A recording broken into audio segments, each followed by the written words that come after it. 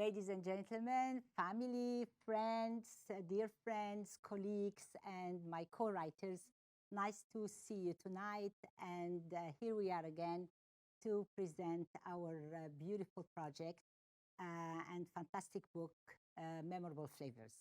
Before I start any conversation, I would like to, I'm representing 12 women today, not only me. So some of us are here and others are absent. So I would like to play a video where they all introduce themselves to you.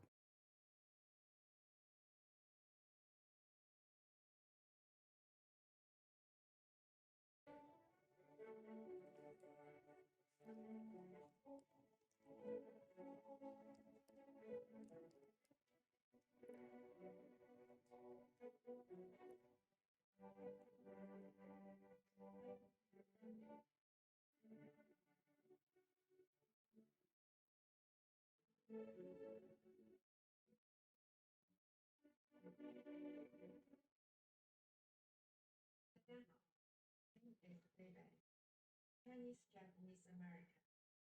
That's of the sweet fabric of my life. It's about the family and the love they had my father snow the fish. The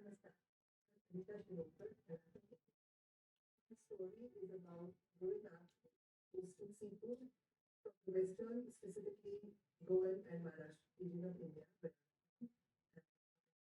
The story piques your curiosity about lesser known forms of food.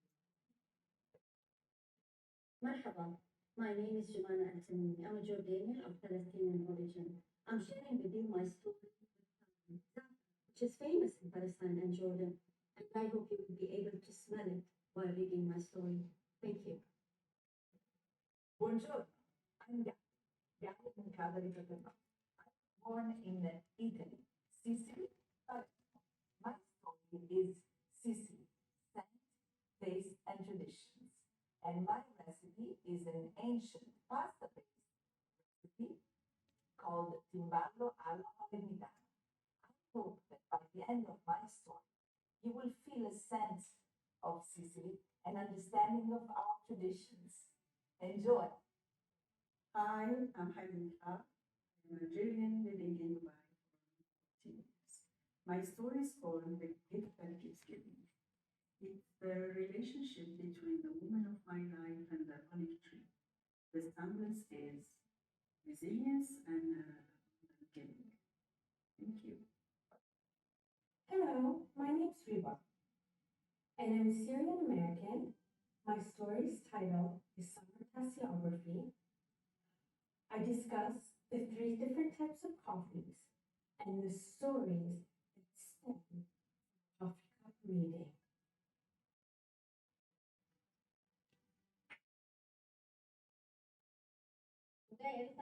Hello everybody. My name is Yanis Mirvis. I'm from Denmark. My chapter is called Frikadella, which is little small fried meatballs. That is a very big part of the Danish kitchen. Up by big and small. I particularly associate this dish with my maternal grandmother. This is from my story. I'm Deepa Vidya from India.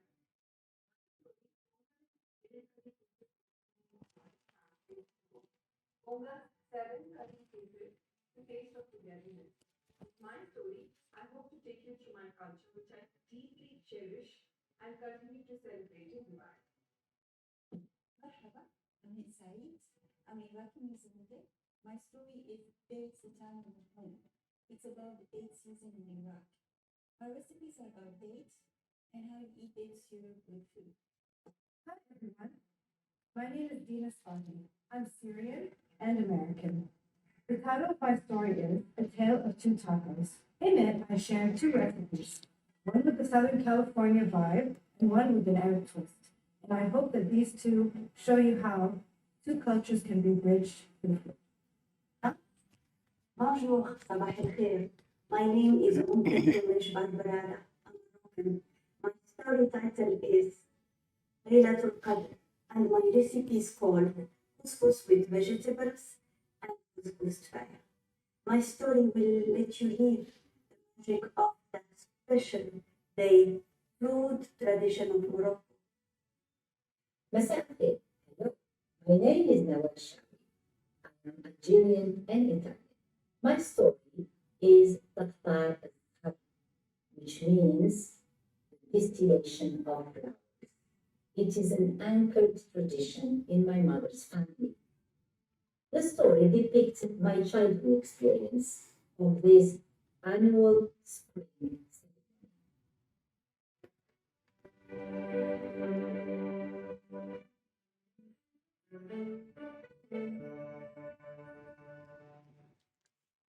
Well, after having introduced my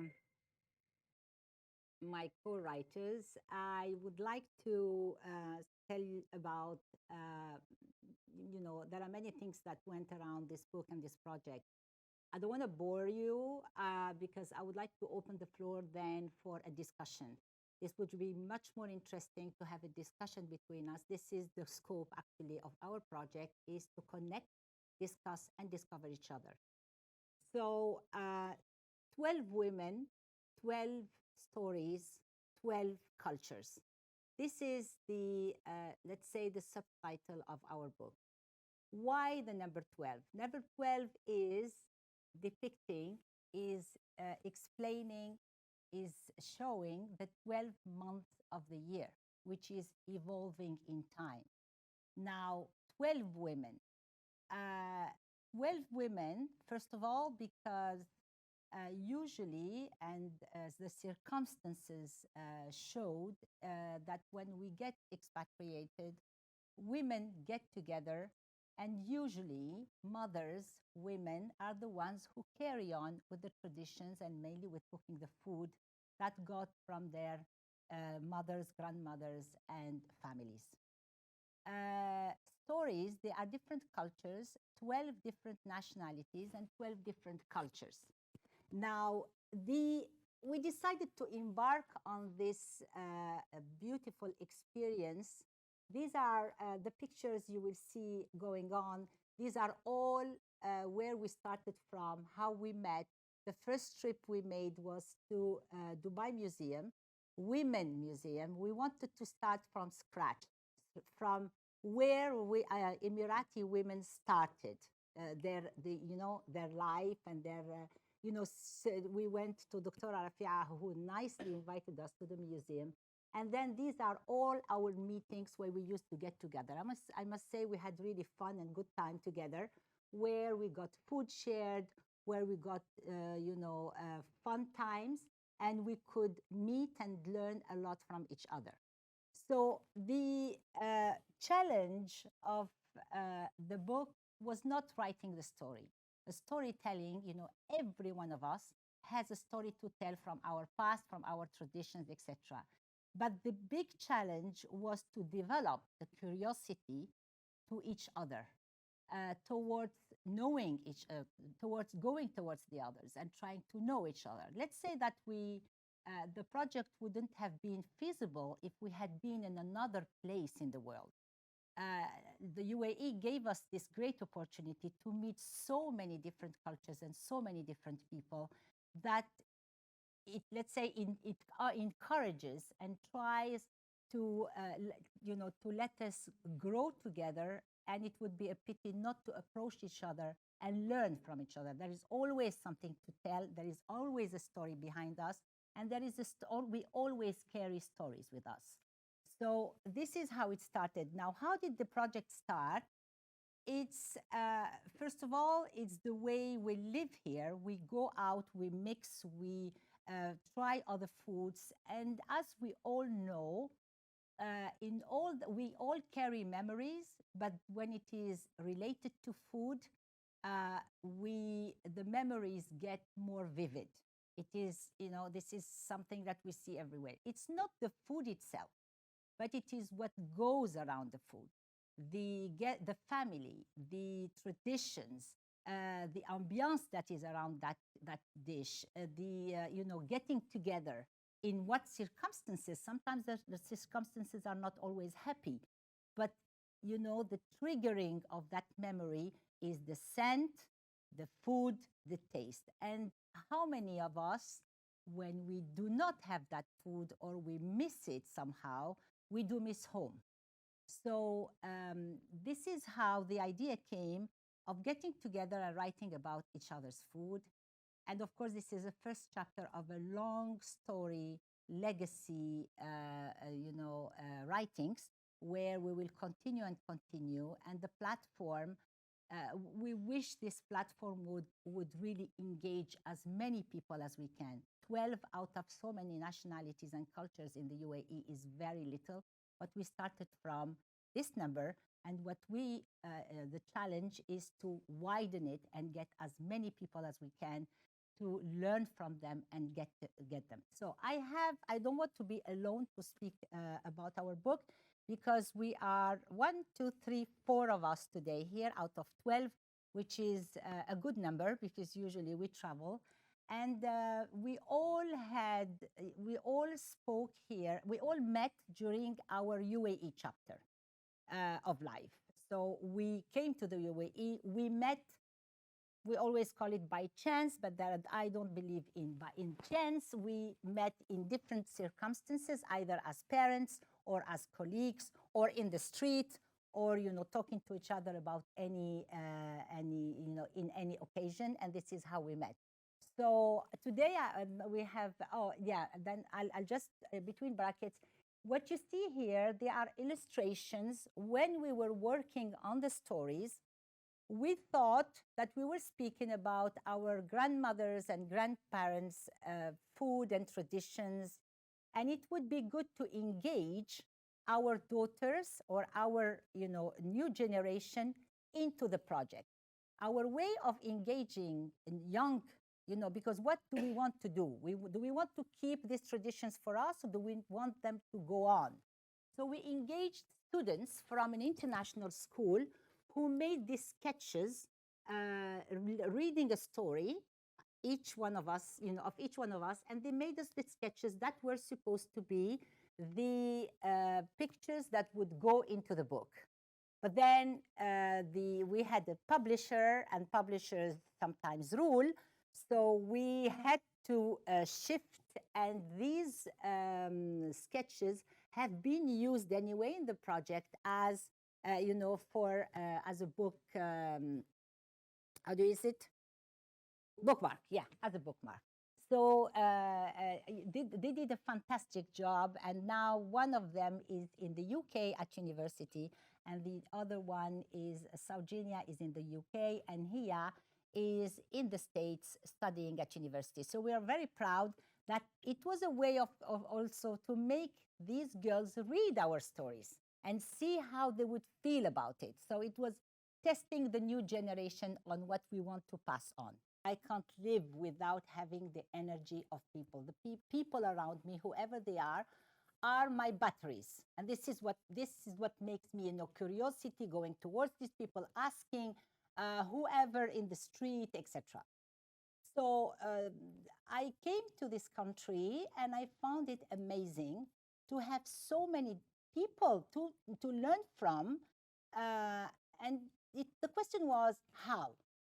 So apart the fact from meeting, people in parties, at work, etc., I joined my way of trying to know more people. I joined book clubs because books are my passion. So the book clubs at that time were divided by language. So there was the French book club, the Arabic book club, the English book club, the Italian book club. I was lucky enough to be part of different book clubs, but then we were not mixing. So we were speaking about one writer, one nationality, and we had to write that, to read about it. So for me, at a certain point, it has become a bit boring. And I said, we have to find a way to get these people together because there is so much to be shared. I invented the Readers Majlis, where I invited people to meet, whoever. It was actually, I started it in a hotel, and people were coming in, even the people who were staying in the hotel, sitting and just discussing and give us. And it is by theme. So I give a theme, you read your book, Anna reads her book, Said reads a book, and in your own language. Because I wanted to show that the language is not a barrier. We can speak to each other through a dish, through with gestures. We can still connect with each other even if we don't speak a perfect English or a perfect French. So who cares about the language? It's just a way of connecting. So, and the book club was I was so happy, with these nationalities around, and everyone was bringing something from their own culture and their own, books and literature. And one day, this is what triggered the idea. So we spoke about, the subject was something invented on the spot, we are like flowers, or we are the flowers of our roots, or something very imaginative, very. So we started looking into books, and then guess what?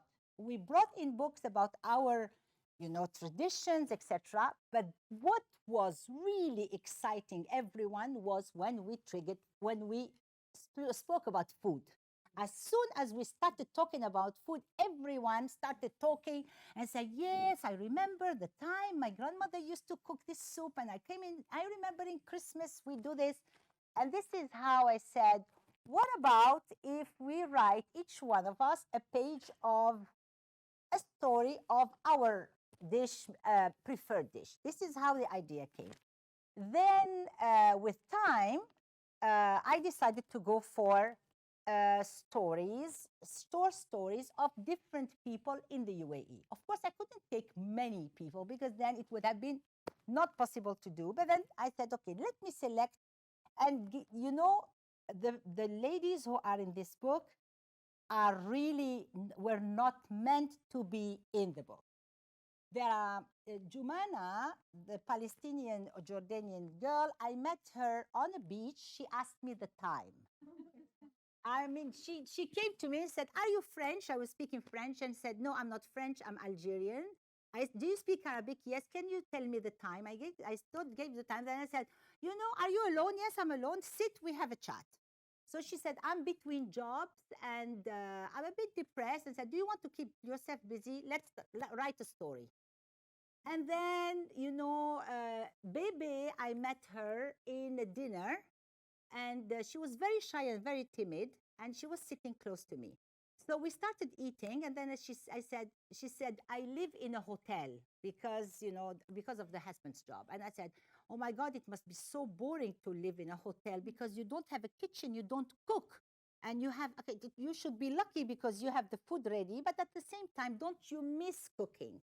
Then she started speaking about the noodles and what her father was cooking, the noodles. And the time she spoke about those noodles, she was a totally different person.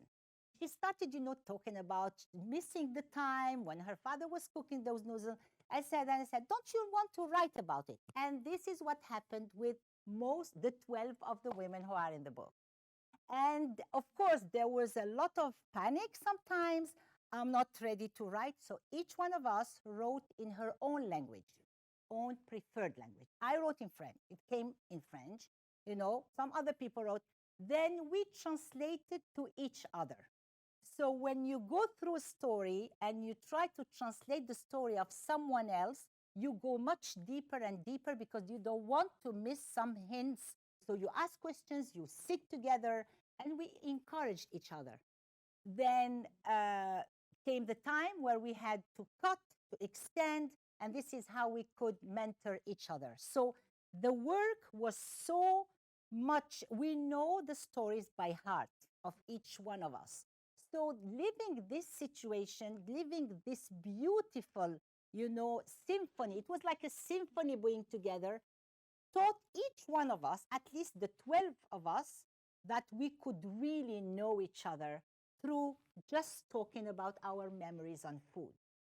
And this is what I call the 12 ambassadors of the next platform, which has to be bigger because each one of us, now the idea is not to keep this book. The book is just a tool for us. We wrote it actually in Arabic and in English to give it to a bigger platform. But then the idea is to encourage others to do the same. Whether you write it, whether you sing it, whether you say it as a poetry, whether you invite people in your house, but to go towards others and learn from others and give an idea of yourself to others. Yeah, because you can eat the food at a restaurant, but we wanted to make it different. We wanted different. We wanted to invite people in our homes. So every single thing in the book is authentic. Our pictures, our family pictures, you know, everything was, we didn't invent anything. And it was amazing because when we started, we were not sure, what am I going to talk about, this or this or this. But then when we started, all the, you know, when I wrote the story of the flowers and the distillation, I was 5 years old when I used to go with my mother to her family to do this every year, every spring. When I was writing, all those scents and the sceneries and whatever was happening was, you know, coming up. And the more I was writing about it, the more I was remembering. When I read the story to my mother, she was absolutely amazed. How could you remember all this? And so this is, I think for us, it was a kind of therapy. Therapy to get to stay rooted for with our, you know, connected families, etc. But at the same time, to, you know, to give it, to say it to the others. Well, it was a big challenge. We literally refused to do it online because we wanted this book to be physical in the hands of everyone. There are many people who don't read books online, and we really wanted these pictures and turning the pages. Maybe we wanted to be a bit old fashioned, okay? And we're happy to have been old fashioned. Number two, uh, you know, the recipes are not very complicated to do, but let me confess, when I want to eat one of those recipes, I call Anita or Deepa, and they cook it for me with love, and I go and enjoy it. So, yeah, I might replicate it, but I think there is a touch of love in those recipes because they are theirs, which I will never be able to do. So, and then the way they present it to me, the way they give it, you know, they share it with me is, and we did so many, actually, we all gained weight. We did so many dinners and lunches and breakfasts to try each other's recipes and give our points of view. And no, they are replicable. You can do them. They are not very difficult. But then again, there is this atmosphere that is created in each one's place, which is home, and it represents really the country and the homeland of the person, which is something that is impossible to replicate. The second question was, you said, for Arabic and English. All right. We wanted first to do it either in Arabic or in English. Then we, let's say, we contacted many publishers. We were so worried about one thing is, and I was very picky on that. I didn't want our stories to be changed, and I didn't want them to be edited to please the reader. We wanted them to be just corrected, you know, twisted in a way that they would be concise, you know, the technical way, but we wanted them to be as naive as we wrote them because we wanted them to reflect us as if we are telling you the story. We didn't want them to be written perfectly well like a book, you know, like a professional book. And our publisher is a woman who is from Palestine, and she lives in Cyprus, and she was introduced to me. We talked on the phone. I have never met her. We talked over the phone. I explained the book. I hadn't even sent her anything about the book. Usually you send is someone, you know. And I said, this is what we want. We just want a simple book. We don't have a lot of money. We are sponsored, but we don't want to spend too much on that. Can you do it? And she said, I love this book. Send me the whole book. And this is how it went. And she's the one who, you know, she had her editors. Then the only person who could translate the book were people who were writers with us in the group. And Hind and Jumana You're here. Oh, nice to see you, Jumana. So Jumana translated the book. It was hard, definitely, but she was the only one who could understand our stories. And I must say, reading the two versions, they are absolutely not different as a feeling wise. Great idea, and I'm happy that it came out, to be honest, and it took a while, this project. You think that it was really in few months? No, it took really almost more than a year. Year and a half. Year and a half. And imagine weekly meetings. Are you going to meet? No, let's postpone it. Are you going to meet? No, postpone it. And it was thanks to her. At the end, I told her, where did you get that perseverance, to be honest? You have to be, she is a strong believer in the idea. And this is what I like about the whole thing. She believed in it. And she pushed 11 women with her. No, I have to give her this credit, to be honest. No, Okay, without No, the other 11, it wouldn't have happened. So it's, let's say, it's a group energy that came together.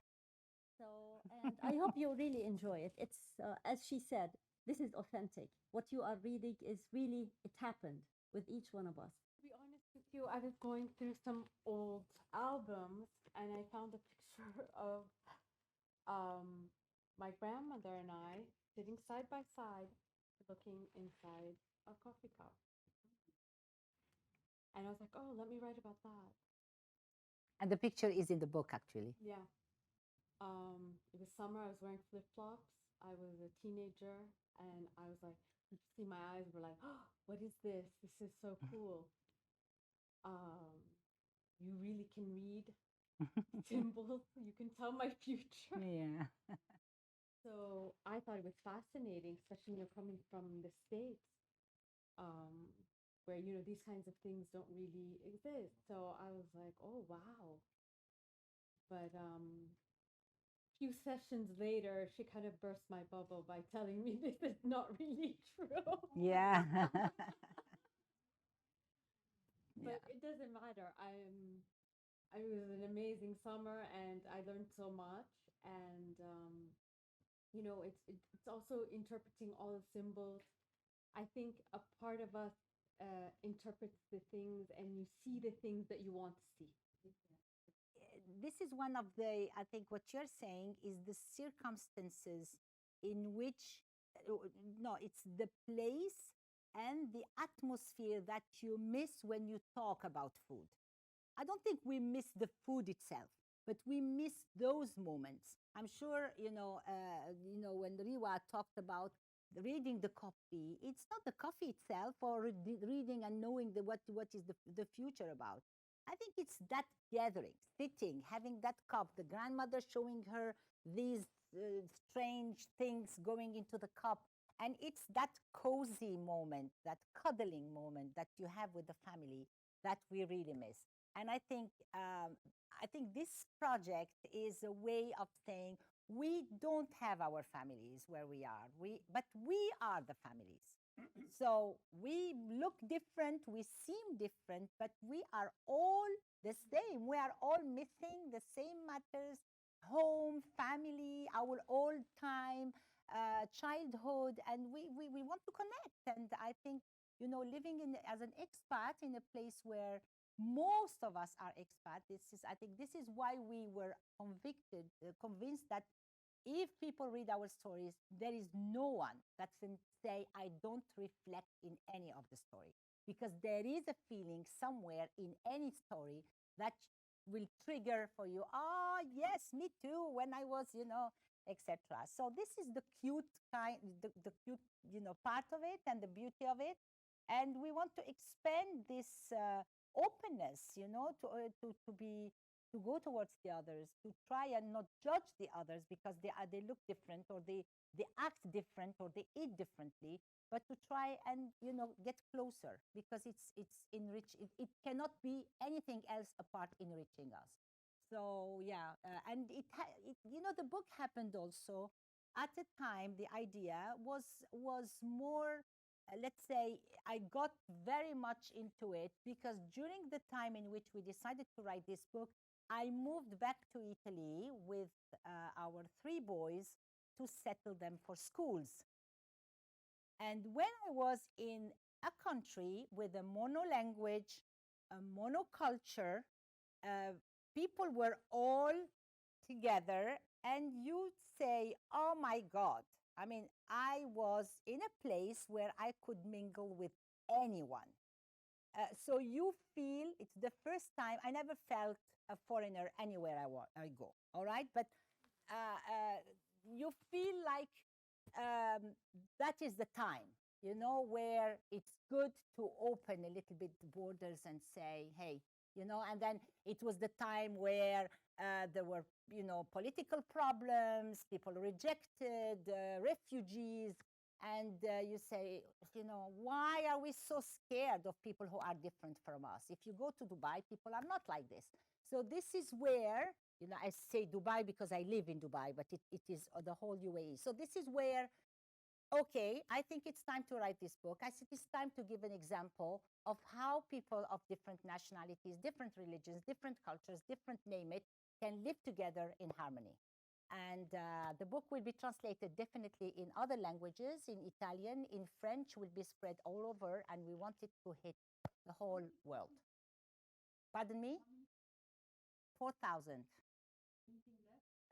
Very few online, but it's not anymore available in here. Yeah.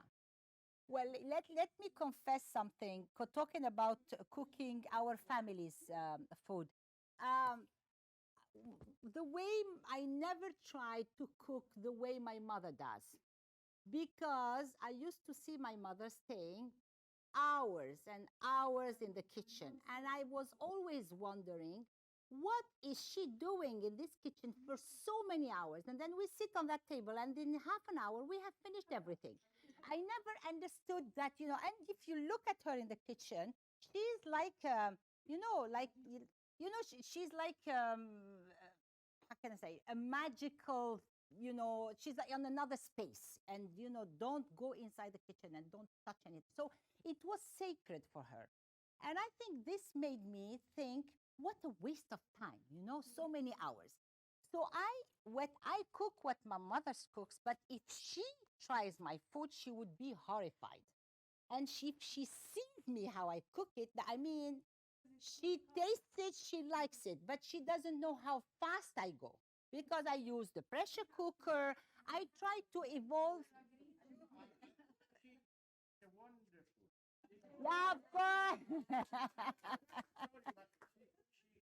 Nigerian food wonderful, Italian food wonderful.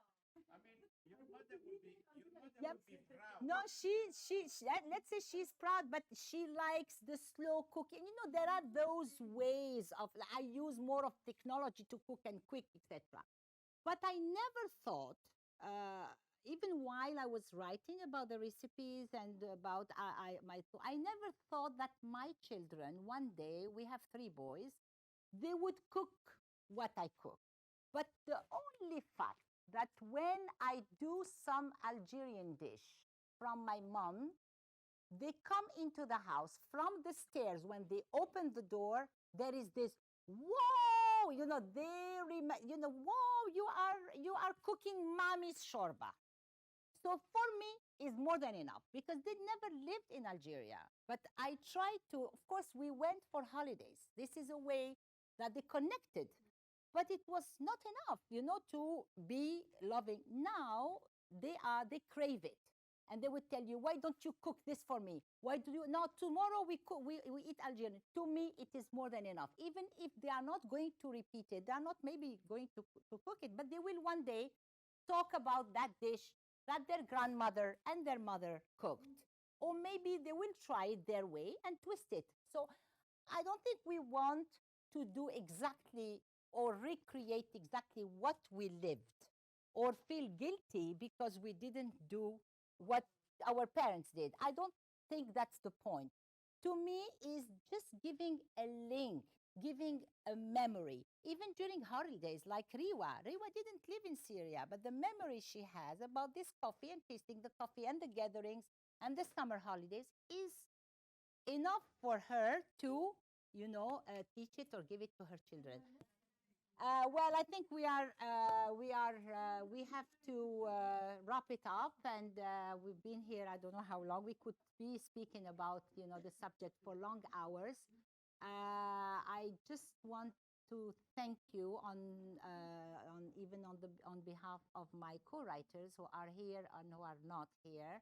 I must say it's always a pleasure to discuss it with the audience and have feedbacks which are to us so important, and they encourage us to go further. We are not done yet. There is another chapter coming up. The writers are already selected, and I don't select. Who I met are already met and took on board. Other people, other ladies, other 12 women, other nationalities, writing about another subject which is still into our traditions and cultures. And we are working now on costumes and jewelry. So there are stories, our stories from our childhood about costumes and jewelry. It should be coming up in the new year. We don't know yet, but yeah. So the project is long. I think it will take us a whole life, but we're happy to share and do. So the more we get, the more. So any one of you who would be interested in telling her story, or just contact me, and I will be happy to put you into the project, representing your country and your culture. Thank